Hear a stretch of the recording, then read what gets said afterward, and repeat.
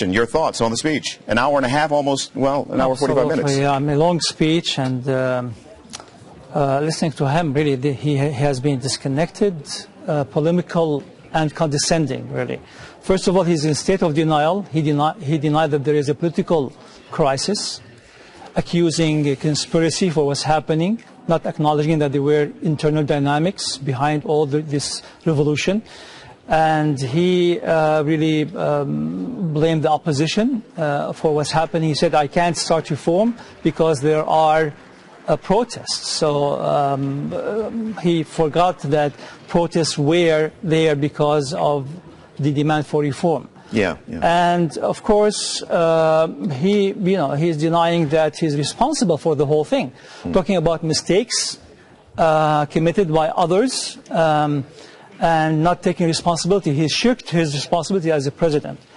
So I think I'm very disappointed. I was trying to see if there's anything. You were looking for an opening. Absolutely, absolutely. I was hoping after all that blood that has been shed, all the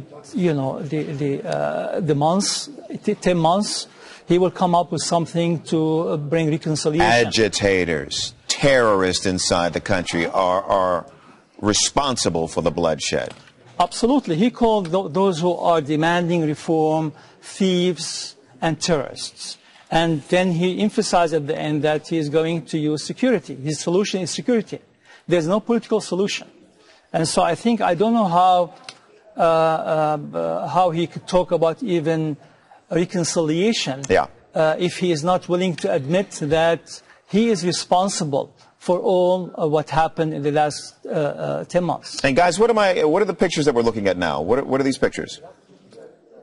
Okay, we don't know the location. Are these internet images? I just want to be clear on what we're showing, folks. As soon as we get a clearer explanation, just let me know. Geez, what is this? What is this? Okay. Let's go through a couple of specific points from the speech, and I just highlighted them a moment ago, and let's repeat them. He will not give up his position or responsibilities. He's not going anywhere.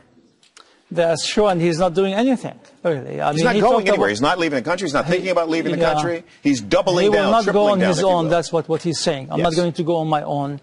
And I'm afraid that there would be high, cost that will be paid by innocent, Syrians, beginning with the protesters. But I guess nobody will be spared of that if he continues to be stubborn and failing to see that there's a real problem that requires a political solution, not military solution. All right, you're heading up the opposition, Syrian National Council. You hear these words. These are pictures from Daraa. Remember those from a little earlier as the president was speaking. We started to get these pictures in. Are these live images now? Okay, great. Live images. The demonstration continues.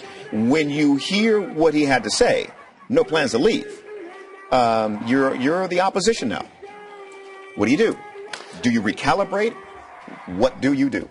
Well, I think in his speech reinforced what we have concluded, that this regime is not going to go without a fight and without being pushed out. And I think we'll have to do whatever we can to make sure that he will not continue with the brutality against, the Syrians, the free Syrians who want to have freedom and political rights. So I think what we have to do now, we have to make sure that the Arab League take note, make sure that they have an honest reporting. He threw cold water on the Arab League and the deal, the peace deal, and the observer mission in the country right now. It's funny, really. It's funny.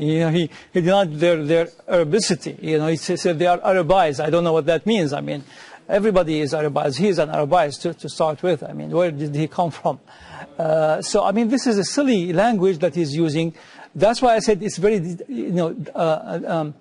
it's very sort of arrogant statements that he made, not even recognizing that there is a problem. He has been condescending on everybody, his opponents, his political opponents. He called them thieves, and the same thing he did with the Arab League. So he said, well, without Syria, there can be no Arab or no League.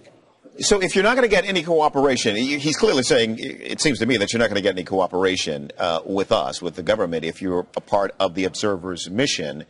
What's left for the observers to do? Do they stay in country, or do they listen to these words and say, look, we're not going to get cooperation, we're not going to be able to go where we need to go to do the work that we need to do, so we're out of here? We would like them to tell it the way they see it. They would like them to have a plan when they go and visit. We'd like them to be there in numbers. We'd like them to have records, not just verbal statements. And if they cannot do that, we would like them really to say, this is beyond us, we cannot do. We have to be honest and let the United Nations handle this issue. Louay, great to speak with you. And I'm sure you're going to be on several times today talking about this speech. Great to speak with you. Thanks for your time. Good talking to you.